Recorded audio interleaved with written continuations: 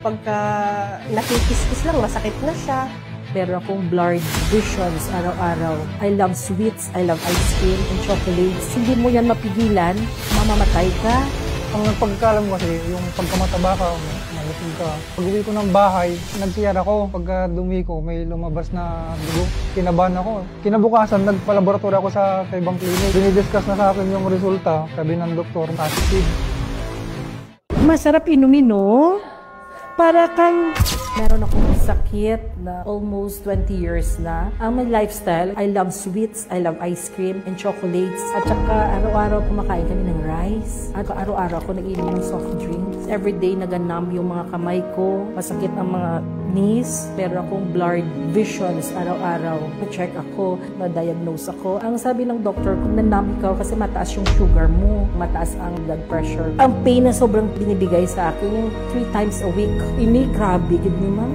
Sobra-sobra, ginang sakit araw-araw ko, gid ni ma'am ginabatsyag. Dito, pumuputok sa paa ko, parang itlog na maliit. At saka, kung hindi mo yan mapigilan, mamamatay ka. Until such time, ito ang pinag-try sa akin. I take Salveo for almost 6 days. Gumaling talaga ako. I take 1 in the morning and 1 in the evening. 3 scoops of Salveo barley. Dami ko nang natikman na barley. Only Salveo nga, nag-believe ako within 6 days, gumaling talaga ako. Yung blurred vision ko, nag-okay na. Tapos mga numbness, ang whole body ko, wala na ako, nagahibi kong gabi. Grabe ang changes, grabe. It helps me a lot. Makalakad na ako ngayon. Kami nga mag-asawa, nag-decide kami nga mag-use ng Salveo. Malaking itutulong talaga ng Salveo barley rust sa akin. Hindi lang sa akin, pati sa asawa ko kasi gumaling talaga kami.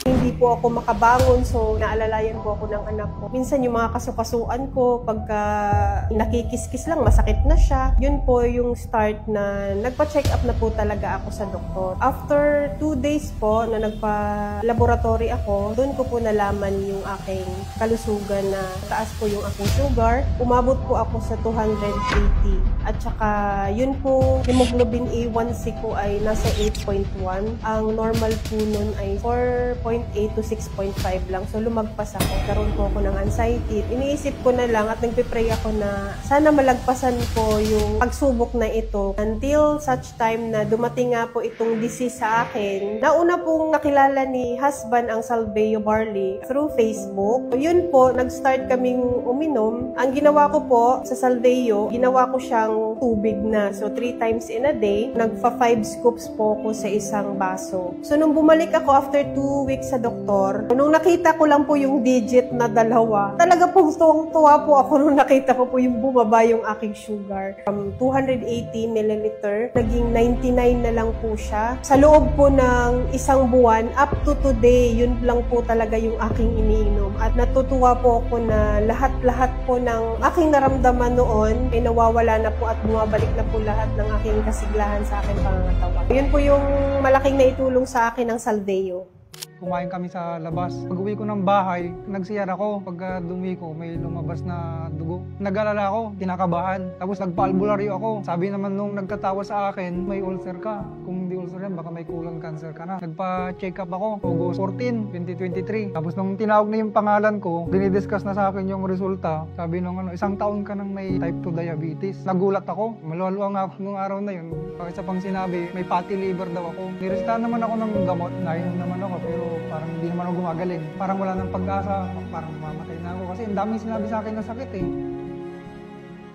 Nalaman ko po si Salveo barley grass. Sa asawa ko, nag-i-scroll siya, ng Facebook. May lumalabas na yung may diabetes din. Nung tinitignan ko yun, kasi hindi ako naniniwala eh. Nakita ko yung sa Salveo, sa Calamba, may office. After kong kumain, pumunta na ako doon. Tanong ako kung paano mag-avail ng Salveo. Ang ininom ko yung jar sa umaga, 6 scoop. Ganon din sa tanghali, bago din matulog, ganon din. Tapos minsan ginagawa ko 10 scoop. Umuwi yung pakiramdam ko ng gabi na yon. Sabi ko, himala. Nagpatingin ulit ako sa doktor, nagpa-medical ako. Tapos piniresent ako doon sa doktor. Tuwan-tuwa sa akin yung doktor kasi yung fatty liver ko, normal na po siya. From 170 yung blood sugar ko, ngayon nasa 89 na lang gawa ni Salveo.